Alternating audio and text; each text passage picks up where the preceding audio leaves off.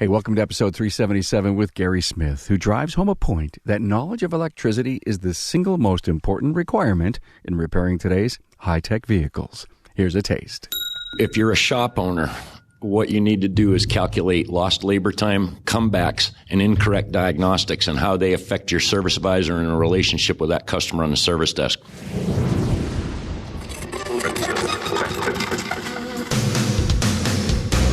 Welcome, aftermarketers, to Remarkable Results Radio. Listen to learn just one thing from today's episode on your journey to remarkable results.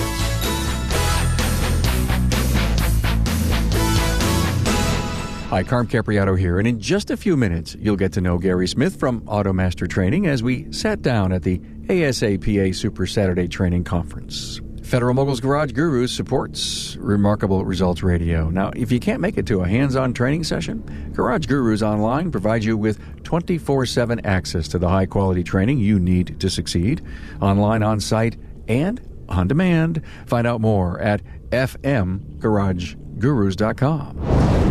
We discuss so many leadership principles on the show, and many service professionals and coaches drop book titles they recommend you read. To make it easy to find these highly recommended books, I created for you a books page on the website. Go to remarkableresults.biz/books to find them and get more information.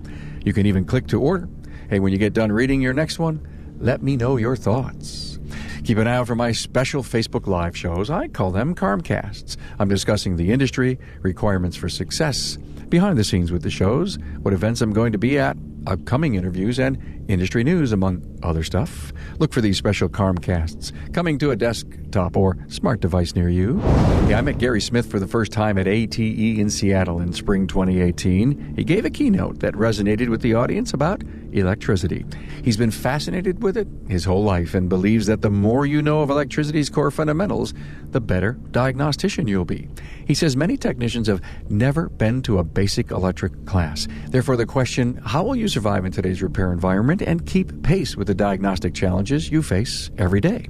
Gary, like other trainers I've interviewed, can't say enough about basic electrical training, along with your commitment to continually train, invest in yourself, and get to a basic automotive electrical class at least every 3 years. Now listen to ham radio enthusiast Gary Smith, who tells the story of Edward Weston, who invented a tool in circa 1893 that you still use today.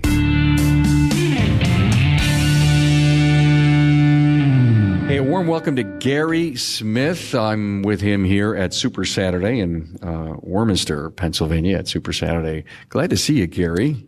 Carm, glad to be here. Thanks so much for having me on. I appreciate it. Oh, this is great. I saw you do a keynote speech out at ATE in Seattle last year. Took a lot of great notes. Been chasing you down, and we found out that you were going to be here. And I said, woo, let's do the interview right in the cool little Super Saturday studio. I loved what you said in Seattle. You talked about ham radios. You talked about electricity. You were so passionate. And I think the net result was, if we don't know electricity, and we're playing with cars today, we're irrelevant. That's exactly right. And that's the warning that I've had for the industry throughout these keynote addresses, is that we have to, as an industry, we have to take more seriously educating our guys on basic electronic principles prior to jumping them into the high-tech stuff, Carm. That's where a lot of our shop owners and techs get themselves in trouble with individual cars and with customers, is that we're out-teching ourselves and replacing things, and only to find in the final analysis it's a bad wire. And if we can get better in our industry at teaching our guys that, coming in the door, the basics of electrical flow and signal analysis, then as they become more advanced, they're going to become much, much more proficient at fixing these cars right the first time. And that's what the industry needs. The blockage of many of our techs today in really wanting to understand, I don't know, volt ohms and amps, these core principles, is it, and oh, by the way, I remember interviewing some guys now, over 380 some interviews, and they say, going back to a basic class about like every 3 or 4 years is like so powerful. Absolutely. And when you do that, you see maybe, hey, you were here 2 or 3 years ago.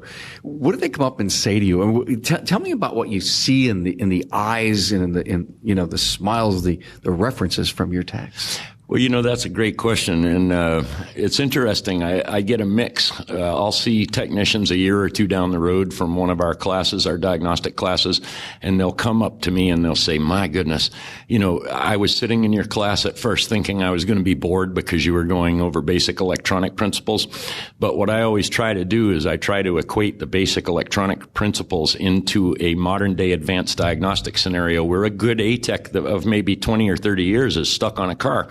And so the feedback that I get a lot is, wow, it's very, very important for us to go back to the basics. Even the best of techs that, really know what they're doing, can very easily be out-teched. So one of the biggest feedbacks I get is, wow, thank you for pointing out that we can go back and trace these very, very complex circuits using basic Ohm's law and the analysis with our 3 critical meters, which is our scope or voltmeter, our ohm meter, and our ammeter. We can really put together a lot of arguments on diagnostic problems that way. And it's really good to be able to be grounded and go back to that, even as an advanced tech. And I also find that the younger techs that come through my classes, the feedback from them a year or two later is, wow, am I glad you put that in my head, because I've gone so far into the technology with the scan tool, learning what I'm learning, that understanding how basic electricity flows in the circuit can really help me. So a challenge would be go back to basics. Yes, absolutely.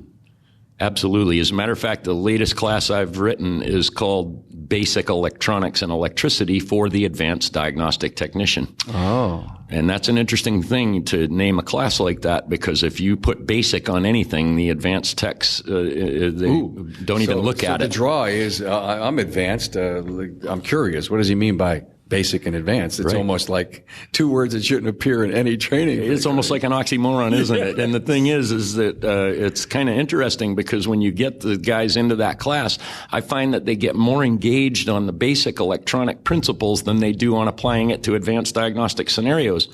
And I think the reason that that's so, Carm, is that basically what I spoke about in the keynote address is that we all learn how we learn. Meaning, we came into the business 30 years ago, and a new boss just threw a scan tool into our hands and said, "Hey, here's how you go diagnose an oxygen sensor code."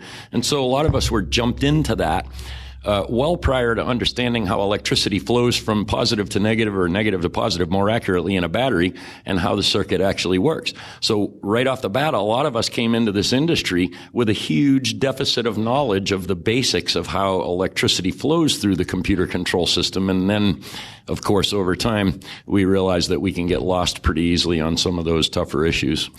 So you can become so irrelevant so quickly in this industry without what? Is it being a perpetual student? It is. And boy, you just hit the nail right on the head. I get many people that will say to me, "Gary, how in the heck do you pull this stuff off your head when you're teaching and or when you're helping us on a support car?" And my answer is always the same, Carm. My answer is never ceasing study. Those are the 3 words that I try to get every technician that comes through my classes to understand. If you want to get proficient at what you're doing and get better at it and become a top-level technician in this industry, you have to be a student of your business, and you have to apply something in your life that I call never ceasing study. And if you ask my wife how much study I do in the course of my business to write classes and do support level technical service on cars, it's incredible. Yeah. And you can't stop learning, because the day you do, you begin to become irrelevant in the industry. And a lot of us are there, unfortunately. A lot of us have fallen into that trap. Yeah, ask my wife Ann how much time I spend on producing these 4 shows a week. I know it's amazing. Brake jobs are a staple component of all successful shops, and getting the brake job right helps build a quality reputation for any shop. When the best is called for and stopping distance, rotor wear, and pad life are important to every shop and its customers, Wagner OEX brake pads are your only choice. Based on benchmark testing conducted by Link Engineering Company, Wagner OEX pads can stop a pickup, SUV, or CUV up to 50 feet sooner. Based on internal testing comparing new Wagner OEX to other Wagner offerings, the unique design of Wagner OEX increases pad life up to 2 times longer. The customized shape and slot design of each of the more than 114 SKUs creates a turbulent airflow that allows for cooler operation and improved stopping power for the vehicle on which it was designed. Wagner OEX cover 95% of the U.S. market of pickups, SUVs, and CUVs. Wagner has the science behind stopping perfected. They conduct 13,000 critical tests each year, and as of today, have 258 issued patents with 68 patents pending. Wagner has earned their stripes. Now they want to earn yours. Install Wagner OEX, the customized brake pad that can stop your customer's truck up to 50 feet sooner. You know that 70% of professional technicians install Moog? Do you know who is best in class in engineering R&D? Do you know who holds 47 patents and has 28 dedicated engineers on staff? Yeah, Moog. You should know that 85% of Moog socket-style components are manufactured in North America, and that makes Moog best in class for manufacturing. And since 1966, every NASCAR championship has been won on Moog parts. But you knew that. I know why you install Moog. They solve your problems. Over the years, Moog has provided problem-solving innovations like a patented pressed-in cover plate, powdered metal gusher bearing technology, compression-loaded ball joints with a pre-installed integral dust boot, and vertical control arm bushings. You know why you install Moog. Enhanced durability, improved performance, and ease of installation. For more information, go to moogparts.com. Now you know. You got to be a geek to be a tech today. Yeah. In a manner of speaking, you sure do. What does that mean? What does geek mean today? Well, that means, we have to be so curious, almost to be geek-like about solving a problem and figuring out what's going on. And most of us are learning from trial and error. I mean, we all can go to training classes and get really good instructors that teach us the basic principles of how things work. But most technicians that I know, myself included, learn much more effectively with hands-on applications. So, I just had an interview with the Trained by Technicians group here, and I say this a lot during the show. When you teach, you learn. Correct. Okay. Advice. Someone attended your class today, and they're going back to the shop. Mm-hmm. Would you recommend that they spend an hour with the rest of the team and share what they learned? Absolutely. And Carm, that's a very important thing to bring forth in these classes, because if you think about the economies of automotive training, if you have a class, and this date here at Super Saturday would be an exemption from that, because the shop owner would be paying a flat fee to have his guys come in and take the two classes. But if you take and go to a World Pack class or any kind of training class out in your local market that's $200 or $300 a pop, that shop owner is really thinking about who he's going to put in the class, isn't he? So he's going to, in his mind, take his most experienced, and I use air quotes here, A-Tech, and he's going to put that gentleman in the class or that lady in the class to potentially get them schooled up on some of the more advanced subjects. That's all well and fine, but if that technician comes back to the shop the next day and he goes into his bay and he doesn't say anything to anybody, then the only one that got the benefit of that training is that tech. I'm a proponent of asking technicians to go back and run a quick 20-minute seminar on the class just to educate the guys that are underneath them in the chain. And I don't mean underneath as people. I mean less experienced techs. Sure. Bring some of this information to them and let them start practicing with that voltmeter. Boy, I'll tell you, I just learned so much. It didn't matter what kind of class I went to, and a lot of them in my career was on leadership, and I would go back and I'd say, I've got to get this information to my team, and it was amazing how convicted I became of the subject when I went and I preached it a little bit. Sure. Great. Appreciate that. When I was up at listening to your keynote, there was an incredible learning moment that came to me on your Rolls-Royce story. And I said to myself, if I ever have a chance to interview Gary, I've got to get him to tell it. Sure. That's a neat story.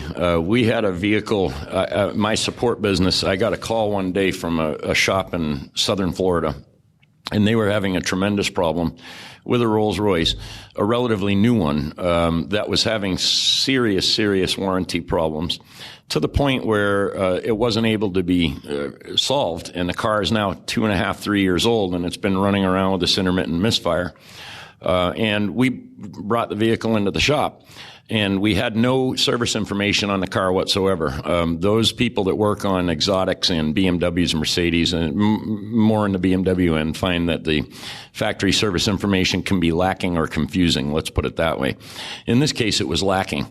And we didn't have any service information to go after this car, and yet we had this intermittent misfire. We had a very big problem with this because the owner of the vehicle was not happy with what was going on, and he was, of course, barking up all of the trees to get it resolved, including threatening lawsuits and everything else, right? And so they were kind of called me up and said, is there any way that you could come down and help me? So I went down and we started to look at this car.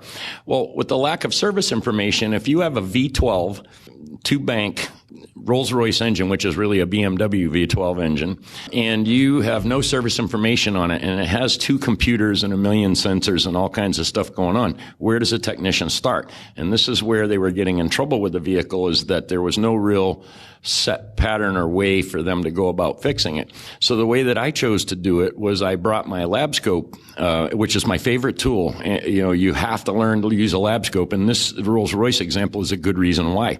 All the scan tools and high-level BMW techs in the world that were looking at this car didn't seem to be, I shouldn't say couldn't figure it out, they didn't seem to be able to figure it out, because there I was. So what I did was, because we didn't have service information, I decided to use my lab scope to model the various circuits in the car. So the ignition, the injection, the sensor circuits, and I modeled them one against each other. And through that process, what we were able to do after about 4 hours worth of work was we were able to track down the condition to an intermittent condition with one of the injectors on one of the banks of the engine. And of course, that injector, once we found it and confirmed that that was what was wrong, was the exact same cylinder, who knew, that was creating the misfire codes in the car that they couldn't fix. So the reason that we got that car fixed, Carm, was we went backwards through the system without service information and just used what we had. In other words, we took a look at all the injectors and all of the ignition and all of the sensors on either side of the engine, compared them one to the other until we could solve what the problem was. The net result of that story is that we were able to get a dealership and a manufacturer and a customer out of a tremendous amount of problem. As you might think, a Rolls-Royce, drop head Phantom convertible cost a couple of bucks. And so when the threats were coming that I'm going to sue somebody over this car, it was very, very necessary to get it fixed, and that's how we did it. Basic electricity. Basic electricity and modeling what we had. Yeah, and modeling. Logic. Yep. Great story. And I'm sure there's a bunch of technicians out there and owners that can relate to their greatest challenge like that. Absolutely. Thanks for sharing that story. When I was at ATE, you had a booth, a table, and I walked by it, and I saw some of the most fascinating old antique radios that I never knew existed. And, and I'm a baby boomer. Maybe you are too. Yes. And I looked at that stuff and, I said, where did you get that? And that's when I first met you. I was fascinated. To me, what a draw for anybody walking by a table to meet a trainer like you and stop and probably everyone said, what's that? Yeah. What was your favorite old-time radio? My favorite old-time radio is a 1929 Atwater Kent TRF radio, and that means tuned radio frequency. That's before you had numbers like 101.3 on the dial. They didn't have that concept yet. And the way that radio works is you have 3 separate tuning capacitors that have to be tuned at the same time in unison until the radio squeals, and then you dial the squeal into a voice from there. And it's just such a unique piece. I have 2 radios from the 1920s that are my 2 favorites. The first one is a 1924, and it runs off batteries. It was pre-electricity plugged into the walls. So this ran off of a 90-volt DC battery. Whoa. And comes through a horn speaker. And it's just the most tremendously cool-sounding radio that you've ever heard. What kind of respect do you give our forefathers who created all of this? I give them all the respect. And you might have noticed in my keynote address, I went over the contributions of several of those people, the early founders of electricity. In school, we learn about Edison and probably only about Edison. But there are so many prolific radio and electronics engineers, you have to remember they literally figured out a way to pull these radio waves out of the air and decode them and bring them out of a speaker back in the day. I mean, who would have thought in 1906 to the 1920 period when radios were actually started to be mass produced? Who would have ever thought that somebody could have figured that out? Yeah, voice in, wave out, voice back in and out. Incredible. I know. Incredible. And for those guys to be able to figure that out was literally the basis of everything we do in the automotive industry. As a matter of fact, one of the reasons I put those guys in my keynote is people like Arthur Atwater, that built Atwater Kent radios. He was the guy that invented ignition coil transformers for Henry Ford. So we wouldn't have ignition coils if it wasn't for that radio builder.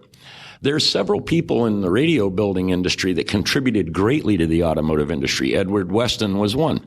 Edward Weston, you might remember from my keynote address, was the gentleman that figured out how to measure voltage, current, and resistance in a calibrated, exact fashion, meaning they had galvanometers and all kinds of weird test equipment that they had figured out to build for themselves to learn about electricity. But the first guy that ever handed us a voltmeter that was calibrated and certified to be correct every time you applied it to a circuit was Edward Weston. And for over 50 years, he dominated the industry in test equipment. And so one of the things that I did in my passion for learning was I went back and studied Edward Weston from the 1800s into when he made his first advances in 1893. And to this day, I'm a fan of Edward Weston, and I've learned from him. And part of my passion is I take these old pieces of equipment that have been sitting in somebody's attic for 80 years, and I tear them apart and diagnose them and put them back together in working order. Vacuum tube equipment and that kind of thing. And through that process, it has created a tremendous learning curve in my automotive career because I'm now learning about things from the beginning of time. Yeah. So I'm not jumping in after the fact, after it's all high tech. It's at the point of conception almost, and you look at that and you say, wow, that makes a human, or it makes electricity work. Edward Weston, I believe, he patented the first voltmeter, or sure did. The voltmeter. The voltmeter. Yeah, the first one ever. And he's also the guy that invented the standard volt. And the standard volt is a little device that he built that is temperature and age resistant, meaning you can take it at any altitude, any temperature, and it can be 130 years old, and it will still read the exact amount of voltage. And this is what's used today to calibrate our voltmeters and scopes that we buy from these major companies. And it's still Edward Weston's technology from 1893. It's incredible. I love your passion. Let's go from the 1800s to right now, sure. 2018. You probably would be standing in front of your class saying, why aren't there 30 more people in it? Mm-hmm. And I'm sure you got a great turnout. I walked by your classroom earlier. They were engaged. I know you got to get back. I got to let you go. We got to eat and keep training. So Gary, what's the storyline today to let owners and technicians realize that they need to get their butts in these seats? Great question, and I'm going to answer it as succinctly as possible. Let us have it. If you're a shop owner, what you need to do is calculate lost labor time, comebacks, and incorrect diagnostics and how they affect your service advisor in a relationship with that customer on the service desk. It literally drives me crazy in this industry when I hear a shop owner say, I'm not spending $250 on that class. Are you kidding me?